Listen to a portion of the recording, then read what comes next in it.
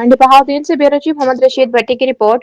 मंडी बहाउद्दीन में मुमकिन सैलाब से निपटने के लिए पंजाब एमरजेंसी सर्विस रेस्क्यू 1112 के ज़रिए एहतमाम रसूल बैराज के मकाम पर अमली मशकों का इनेकाद है। Additional deputy commissioner revenue Mohammad Jafar Chaudhry, assistant commissioner Mandi Bahauddin, lieutenant retire Asfanjar, district emergency officer engineer Imran Khan, live stock, health, police, आबाशी और मुतल्लिका इदारों के अफसरान और स्टाफ ने हिस्सा लिया।